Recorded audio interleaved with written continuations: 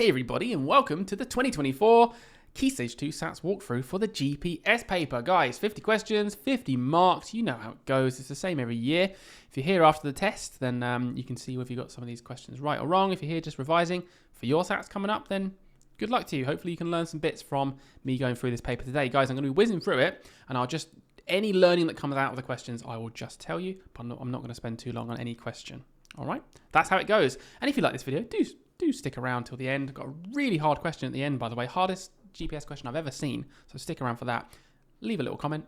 Like the video. Subscribe for us. It helps us out massively if you just do that now. I'd hugely appreciate it. Let's do this. Number 1. Which sentence must end with a question mark? In other words, which is a question. Do you know how long it would take for trees to grow? For the trees to grow? That is clearly a question and the answer. All right. Most of you would read that and move on. Just to double check, look, these ones are not. We have planted rose bushes around the tree. That's a statement. How beautiful the flowers will be. That's an exclamation. I will ask my teacher if I can show you. That's a statement about someone's question. All right, so that's a good trap. But they're not questions. Which sentence is punctuated correctly? As you can see, this is a comma question. It's the same sentence every time, but the comma's in different places. So let's just read the sentence without a comma at all. After he ate, the lion lay down and slept for many hours. I can already hear, I don't know about you, that's clearly saying, after he ate, the lion lay down and slept for many hours. That's it. The lion lay down and slept for many hours. Simple as that. So number 3 is my answer. There's my main clause. And there's my subordinate clause at the start, my extra information. A comma separates them. Simple stuff. Number 3, insert a semicolon. Semicolons at this point already. Number 3, crikey, in the correct place in the sentence below. Well, do you know what, guys? Sounds scary. As long as you know what a semicolon looks like and you have a brain, you'll be all right with this one because you can just hear it. Just read this with me. It was raining heavily. She had lost her umbrella the week before. That sounds weird. Let's put some expression in. It was raining heavily. She had lost her umbrella the week before. Clearly 2 very different clauses, but they are related. So do you know what? That's exactly where our semicolon goes because semicolons relate clauses together. They can often be replaced with a conjunction or a full stop and a capital letter. Number 4. Which sentence uses a comma correctly? Sadly, the match had to be cancelled. Once again, the first one is the right one. Very clearly, that's the main clause. And there's my fronted adverbial. It's just adding information to the verb. That's it. That's it, guys. So if you look at the next ones, this should be, however talented, comma, she will still need to work hard. So if you just find the main clauses, you can realize that the commas are in the complete wrong place. It doesn't take long to work that out. Okay. Number 5, which sentence is a command? Okay, so we've gone from questions now, we're going to commands. So command, remember, is something that starts with a bossy verb, an imperative verb. It's telling you to do something. It's not a statement. It's not just a fact. It's not a question or an exclamation about something great. It's telling you to do something. The nurse will bandage your sprained ankle. That's not telling me to do anything. It's just a statement. It's telling me a fact. You have been told to stay at home and rest. Another statement, telling me a random fact. Putting an ice pack on it should help. Cool, thanks for that statement. Great fact. None of these are telling me to do something, though, like directly. That one was a sort of a suggestion maybe, but it wasn't telling me to do anything. Hold the handrail to keep yourself steady. That is telling me what to do. It's telling me to hold something. It starts with an imperative verb. Number 6, which sentence uses an apostrophe correctly? Apostrophes can be used for contraction or possession. So let's have a little look. We've got the same sentence 4 times. It's all for possession. So let's think about this. The car's horn beeps loudly. What belongs to what? The horn belongs to the car or cars. The beep loudly doesn't belong to the beep. These ones don't make any sense. So it's one of these 2. Well, if the apostrophe was after cars, that means there's lots of cars. So what does the context suggest? The car's horn beeps loudly. There's one horn. Okay, you know what cars are like. Every car gets one horn. There's not multiple cars sharing one horn. Can you imagine how funny that would be? Driving down the road and they've just got like a shared horn that goes between all the cars. And it's like, hey, it's my turn. I'm going to press that now. It makes no sense. So it's not this one. There's not lots of cars sharing a horn. There's one horn belonging to one car. Simple. Number 7. Rewrite the underlined verbs in the sentence below so they're in the simple past. Ugh. Tenses, guys. They drive me crazy. Because not only have you got past, present, future, you have forms of these tenses. So you have a simple version of each of those tenses, which is when you just use one word. You use the simplest version of that tense you can. You have the progressive version of those tenses, which is when your tense word ends in ing, your verb ends in ing.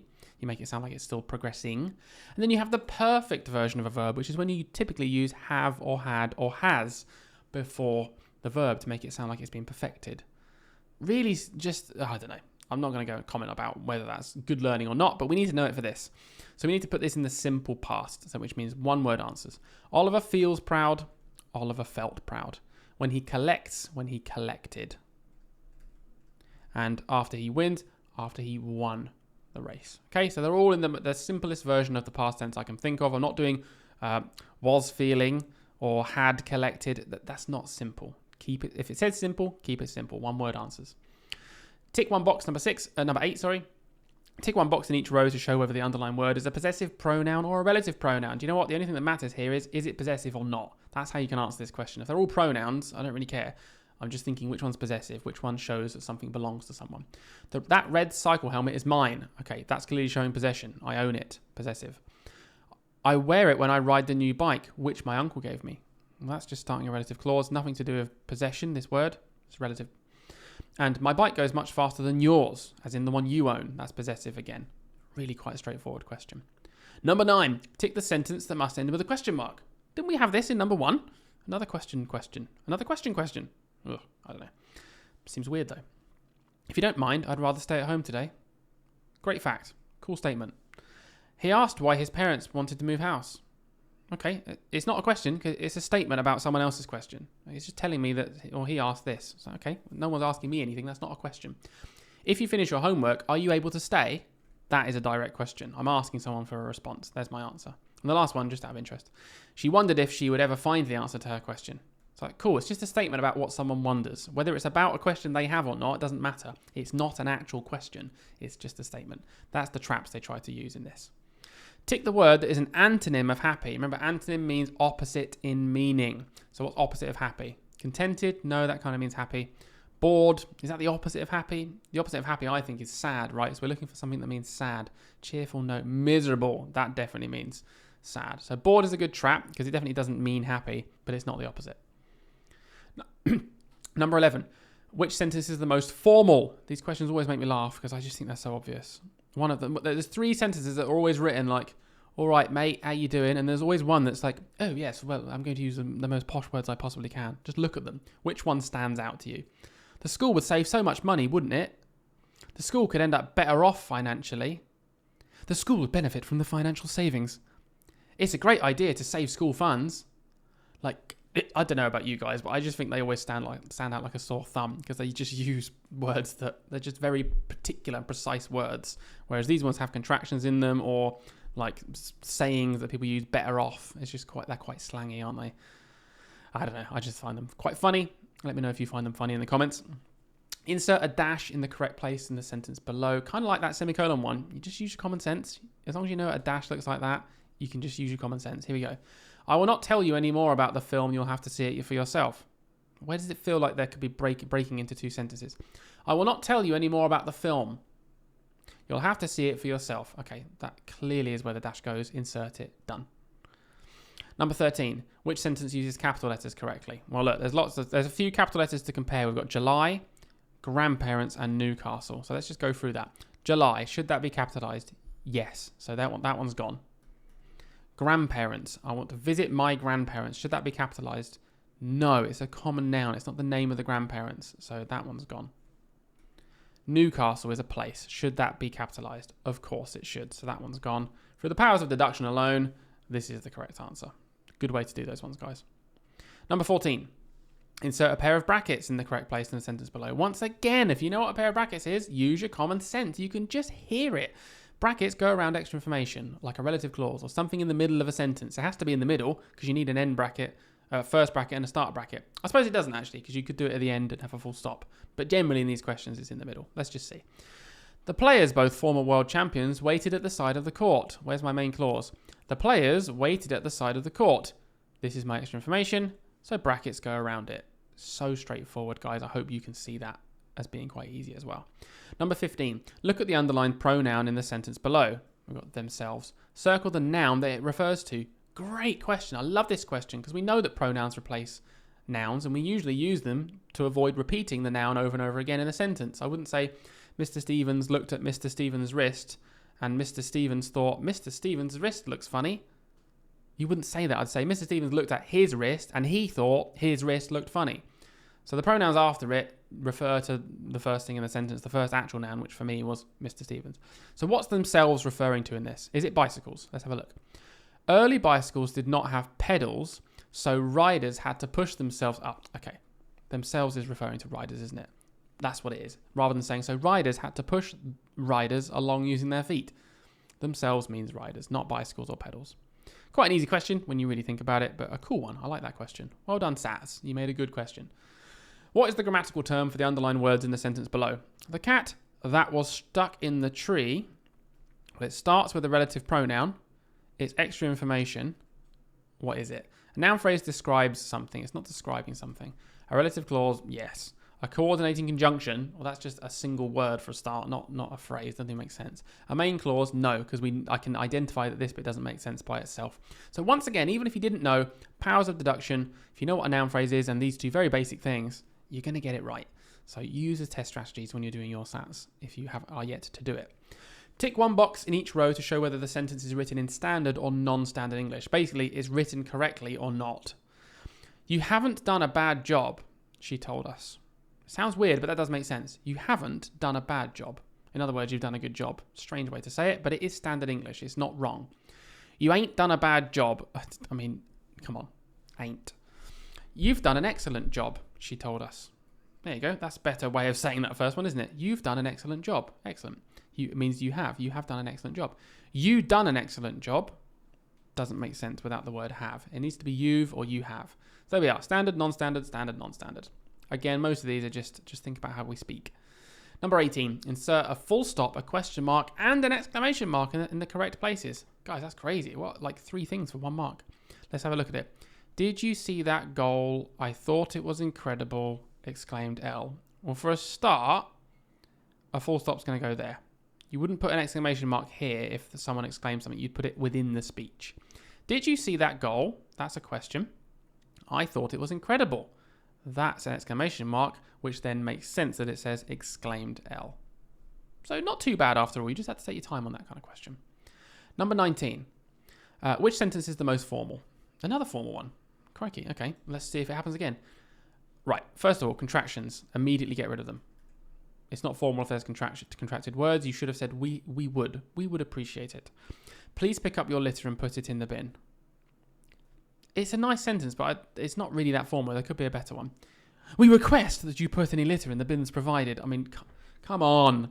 That's like, if you're looking at those two thinking, which one's the most formal? Like, come on, it's clearly this one. There's like a complete up level of the one above it, but extremely posh and super.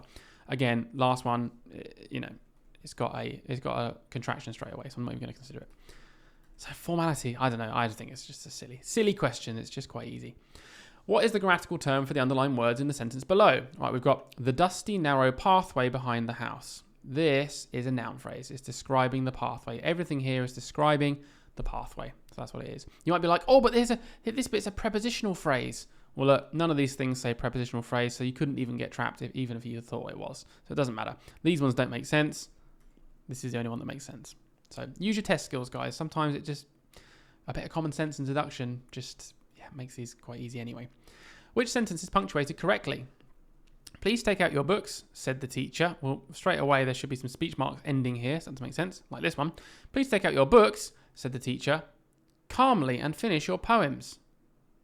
Said the teacher calmly and finish your poems. Okay, right. The teacher's obviously saying and finish your poems as well, but it's not been punctuated in this one. Please take out your books, said the teacher calmly, and finish your poems. That's better, but there's a massive problem here. The punctuation is the wrong side of the speech marks both times, so it's not the answer. Let's hope this one is. Please take out your books, comma, speech marks, said the teacher calmly, and finish your poems. It doesn't need a capital letter because it's split speech. And split speech is the only example, as in this is one clause together that's been split with the reporting clause in the middle. So it doesn't need a capital letter because it's not a new clause. It's just an extended part of the previous one. So actually, in terms of knowledge of speech, that's actually quite a hard question. But again, you can work it out by getting rid of the other 3. Insert a colon and a comma in the correct places in the sentence below. They're liking the thing where you have to do 2 or more things, aren't they, to get 1 mark. A colon and a comma. We are pleased to announce the 3 winners of the art competition. Samir, Ben and Ella. Well, clearly here's my colon because it's saying it's introducing who the people are going to be. Now, if I want 3 people, because there's 3 winners, then I need to put a comma here for this list, don't I? Otherwise, I think there's someone called Samir Ben and Ella. That would be 2 people. So it has to be a comma here to make it make sense. Number 23. Tick 1 box in each row to show whether the words are synonyms or antonyms. So synonyms means the same. Antonyms means opposite meaning. Okay? Rough and smooth. Okay, if something's rough and something's smooth, they're clearly opposite in meaning. That's antonyms. Courageous and brave. If I describe you as being courageous or I describe you as being brave, it's the same thing, isn't it? They both mean brave. Vivid and dull. I saw a lot of kids get stuck on this one in the test because they weren't too sure what vivid means. Think about it. If I said, oh, that's got such vivid colours on it. Vivid kind of means bright. We often use it with colour, but it just means bright. And dull is the literal opposite of that. My room is quite dull right now, as you can see. There's not much light in here. The kind of colour is lacking because it's quite dull. So they are opposite in meaning. Antonyms. Number 24. What is the grammatical term for the underlined words in the sentence below? Another one of these. That's the third question that's had that exact phrasing. If you get tired on the cycle ride, stop and have a break. Firstly, there's your main clause. This is extra information. Now, big clue here for you guys. It starts with a subordinate conjunction, if. So that's a massive clue that this is just a subordinate clause. A really good way of testing it is put it on the other side of the sentence. Does it still work as a conjunction in the middle? Stop and have a break if you get tired on the cycle ride. It works. It's a subordinate clause. Okay? Number 25. Insert a pair of commas in the correct place in the sentence below. So like that pair of brackets, now it's just a pair of commas. Now, unlike the pair of brackets, it definitely has to be in the middle this time because you can't finish a sentence with a comma, then a full stop. Whereas you can finish a sentence with a bracket, then a full stop. So it's got to be some extra information in the middle of this, which means there's going to be a main clause wrapped around it. Let's find it. One of the world's most interesting plants, the Venus flytrap, catches its prey by snapping its leaves shut. I think it's hard to read it without immediately seeing that the Venus flytrap is the extra information. The main clause is, one of the world's most interesting plants catches its prey by snapping its leaves shut. There we go, 25 done. Number 26. Guys, we are more than halfway through this paper. We're 17 minutes in. We're on track to smash this in plenty of time. You get 45 minutes for this paper. Did you guys finish it? Let me know if you've done this paper. Did you finish it in the time? How much time did you have left? Was it quite close? Did you leave loads of questions? Just let me know in the comments because I really like finding out how other kids tackle this other than the kids in my actual class. Which sentence is in the passive? Oh, here we go. Good old active and passive voice. Now, if you watch any of my other videos, you know that this is how it works. A basic sentence works like this. You get the subject, then you get a verb, something's happening, then you get the object. We call this active voice. This is how most sentences are written naturally. If you want to write a sentence in the passive, all you do is you switch the subject and the object around, which means you also have to slightly reword the verb, and it usually uses the word by. Because now you're, rather than saying the subject is doing something to the object, you're saying the object is having something done by the subject. So you're switching the way they appear in the sentence. And the word by is really, really crucial when you're making something passive. So when I get this question, my immediate thought is I'm looking for a sentence where it either has by in it, or if you were to continue the sentence, you would put by and then some sort of object. The manager has sent you an email. Our dog lost her new collar. The weather was very cold this winter. The meal was enjoyed by everyone. Okay, that one here is the one I'm going to check. Let's see if I could switch it back to active. Everyone enjoyed the meal. There you go. Everyone enjoyed the meal. The meal was enjoyed by everyone. It's passive. I don't know how to make that more clear. Hopefully that's obvious for you. Number 27. What is the grammatical term for the underlined part of the word below? Really good question. What is this bit? Because the root word is happy. So what do we do when we make it happiness? What is ness? Well, there's a couple of answers you can put here. Most kids will put it's a suffix. Remember, prefixes go at the beginning of words. That would go there. Suffixes go on the end. Now, there's another word that would be right, which is affix. Affix is just a more broader term. Affix splits into suffixes and prefixes. And probably something else, I don't know. But it definitely splits into those two. All right, so you could have put affix there as well because it is an affix. I think you could have put morpheme as well. I'm sure that the answer booklet says morpheme. I never ever would have thought to put morpheme. But there you go. Apparently you can have morpheme. If you put that, let me know, because I don't think any child ever in the history of the world would have written morpheme. Right, number 28. What is the word class of the underlined words in the sentence below? God, we're getting this a lot, aren't we? Although and when. They're conjunctions. You would get a mark for this one because I checked. if you just put conjunctions or if you put subordinate conjunctions, which is what they both are. But they are both just conjunctions, so you get the mark either way. Number 29, explain how the comma changes the meaning. I love these ones because kids often know how it changes the meaning, but they don't write a very good explanation. Explain how it changes the meaning of the second sentence. Let's have a look. We have cooked chicken soup and fresh bread. We have cooked chicken, soup, and fresh bread. So quite clearly in the first one, cooked chicken soup is one item. It's cooked chicken inside of soup. And the second one, we've got cooked chicken separate to soup. So I'm not going to write it because it will take me ages, but we can just put anything to do with, in the first one, it's listing 2 items, and in the second one, it's listing 3 items. That would be fine. You could also say, in the first one, cooked chicken soup is 1 item. In the second one, cooked chicken and soup are separate items. And that will get you a mark as well. Anything in between those things or similar to what I've just said would be fine. Number 30, circle the modal verb in the sentence below. Modal verbs are verbs that show possibility, such as would, should, could, might, may, will. You get different levels of possibility depending on the modal verb you use. So in this one, nice and simple, it's just could. I could share. I might share, I may share, I will share, I could share. Modal verb. Number 31, circle the 4 nouns in the sentence below. This is a good one. I love these questions because I always know they're going to put an abstract noun in there. They always do. There's always going to be at least one abstract noun. So obvious nouns are people, places, things. Athletes is a noun. Medals is a noun. And judges is a noun. There's the obvious ones. And there's one more abstract noun in here. Abstract nouns are just something that are still nouns. They're still things, but they might be in our heads. Then they might not be something you can actually grab. They're not tangible. You can't hold them and pick them up. So the last noun here is actually pride. Pride is a thing. It's just not a physical thing, but it's still a noun. Number 32, tick 1 box to show the subject of the sentence below. Well, I literally just showed you, didn't I, that sentences go subject, verb, object. Now, that's for basic sentences. You can still have a fronted adverbial or something at the start, but the main clause is the bit we're thinking about here to find the subject, verb, and object. So I'm going to ignore this every Saturday bit and go straight to my main clause. My main clause is Nadeem takes his dog for a walk. In the park and every Saturday are just kind of extra bits, prepositional phrases and fronted adverbials. But Nadeem takes his dog for a walk. We've actually got subject right here. Here's your verb, takes, and here's the object, dog.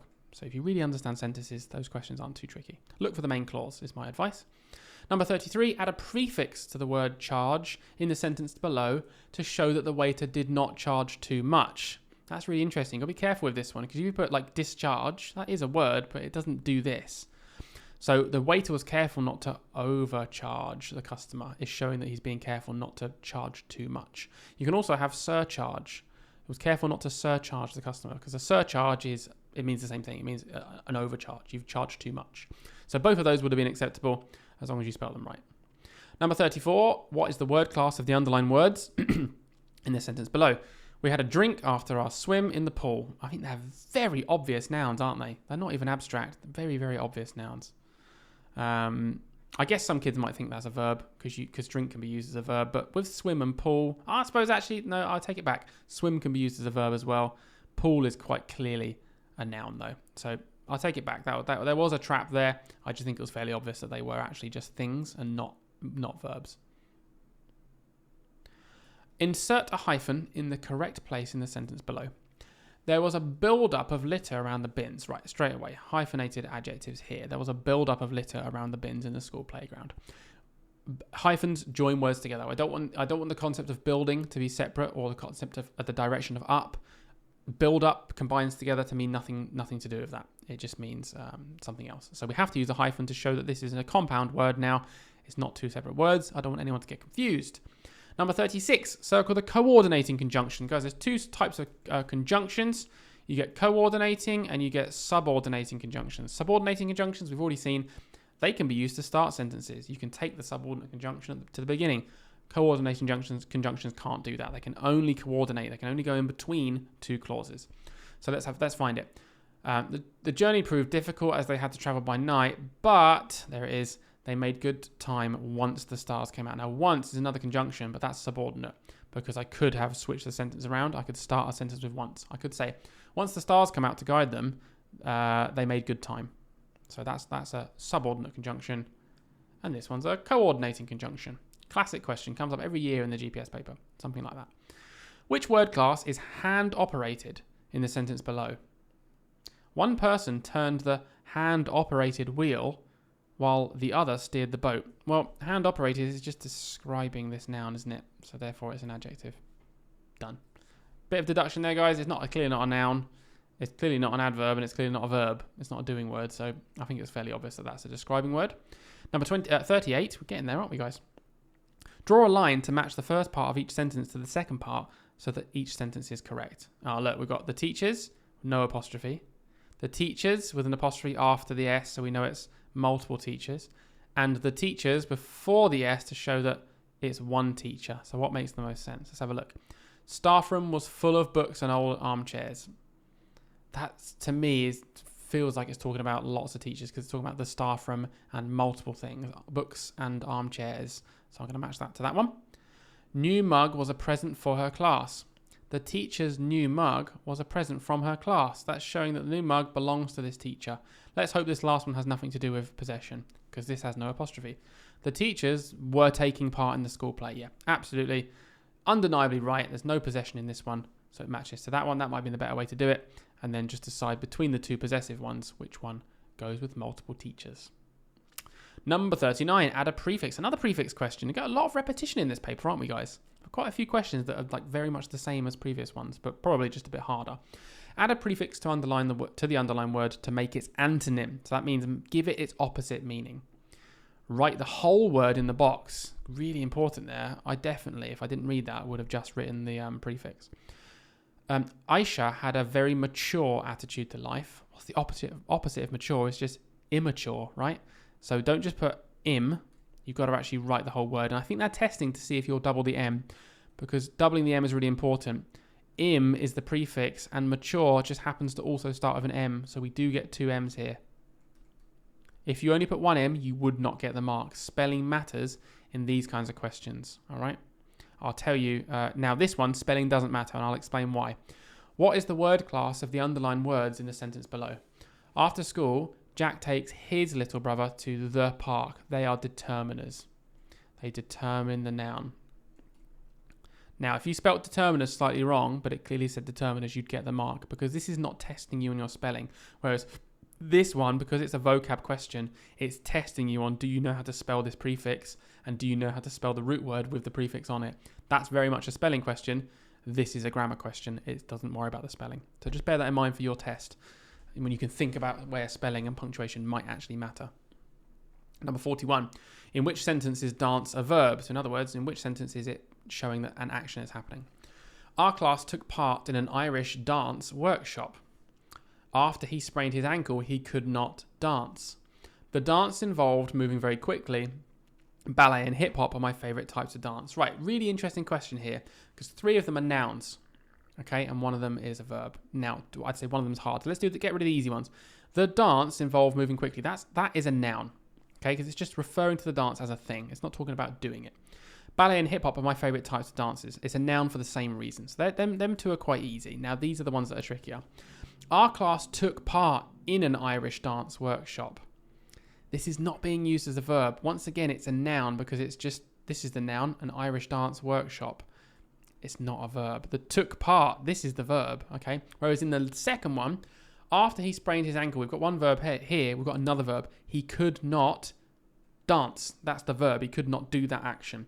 So that is my answer. That's quite tricky, but I really like that question for challenging kids with their grammar. Number 42, write the contracted form of the underlined words in the boxes below. In other words, put an apostrophe in it, make it shorter.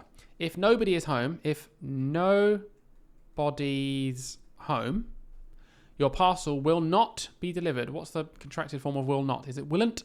No, it's an abstract one, isn't it? It's won't be delivered. There we go. If your apostrophes aren't in there, you wouldn't get the mark.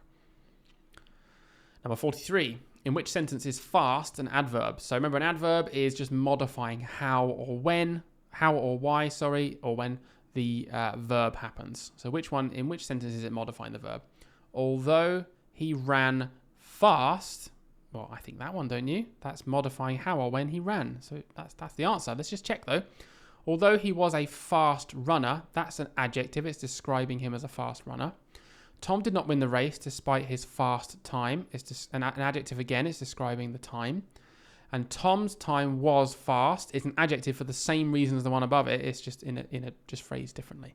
So yeah, definitely the first one. This is modifying directly the verb, which is ran.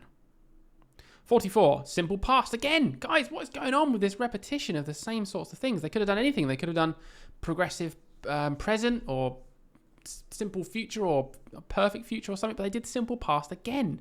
So let's see if we know it. Joseph hurriedly drew the man's portrait. Remember, simple means one word, but then tears. What's the past tense of tears? Tore the page out of his sketchbook. Spelling would matter on this one. So weird. What a weird paper.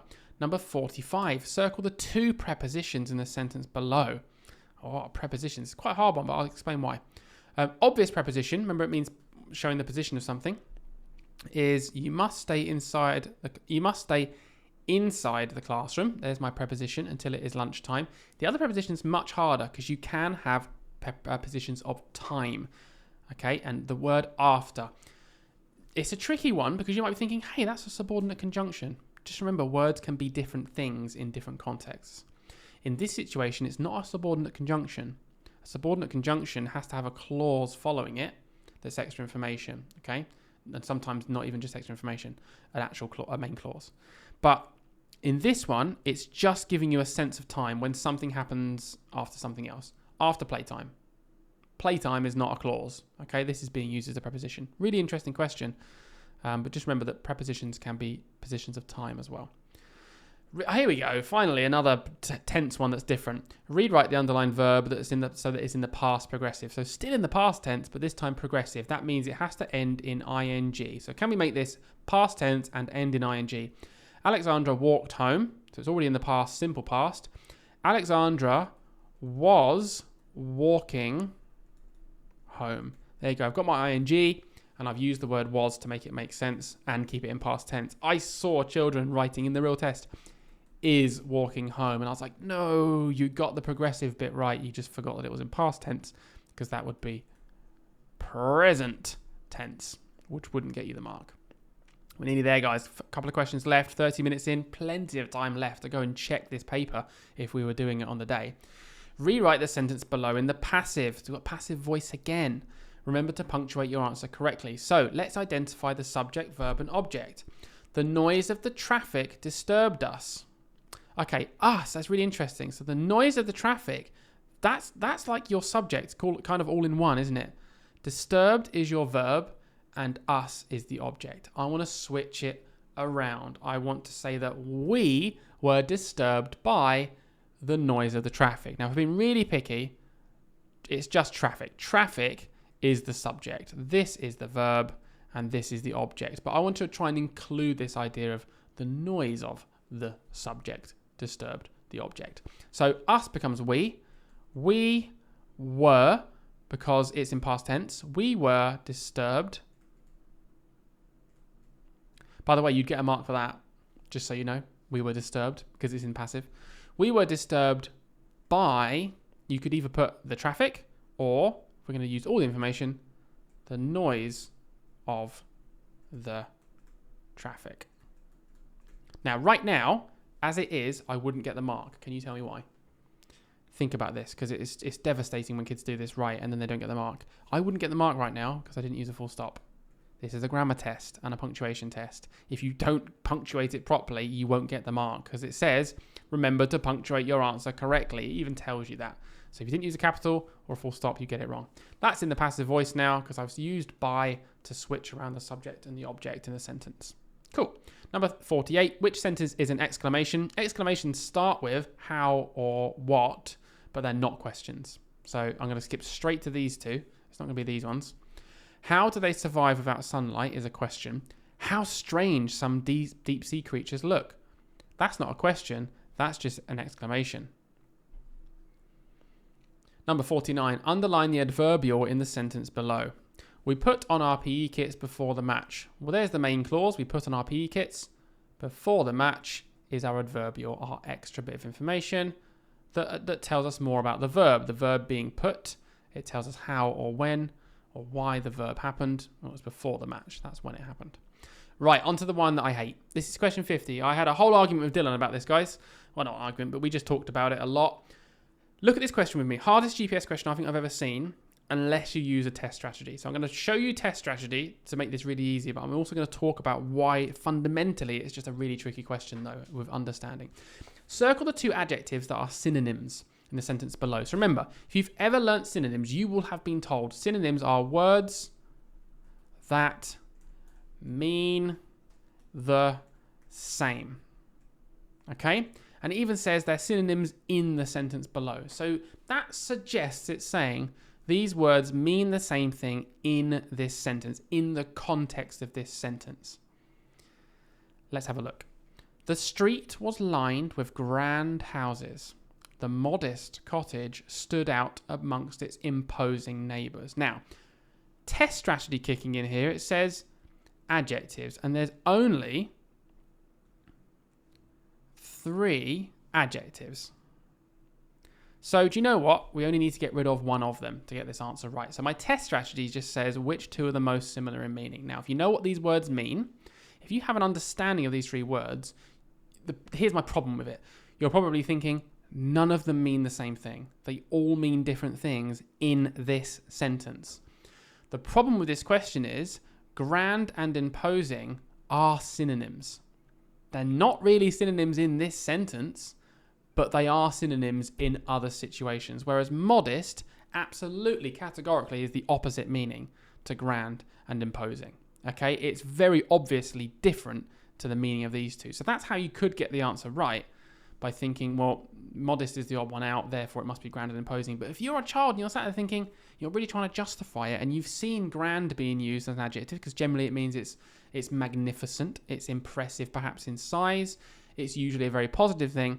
And imposing, if you have experience with that, you might be thinking, well, that normally means overbearing. Again, big in size, there's the overlap in terms of working out that it means the same. But it's usually used in a negative way. You might be thinking, well, hang on, they don't mean the same thing in this sentence, because one of them is meaning a positive thing and one of them is not. So that's why I didn't like that question. I thought it was really, really, really tough, based on the idea that most people would assume they have to be synonyms in that context, when really the answer is not that. The answer is that these 2 words are just synonyms, full stop. They're synonyms outside of the context of this question, not really inside of it. An unnecessary trap in my opinion, but it's number 50. Come on, number 50's got to be hard, right?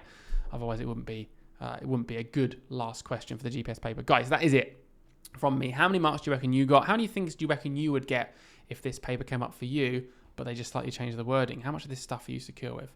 If you like this video, please do check out our other SATs videos. We've actually got loads of walkthroughs from last year and the year before, and we've got all of our 2024 walkthrough videos for all of those SATs papers as well to help you out. And we've got loads of guides on how to do stuff in SATs as well. So if you're here for SATs prep and revision, just go and check out our channel and scroll through and look for SATs videos, because we've got tons.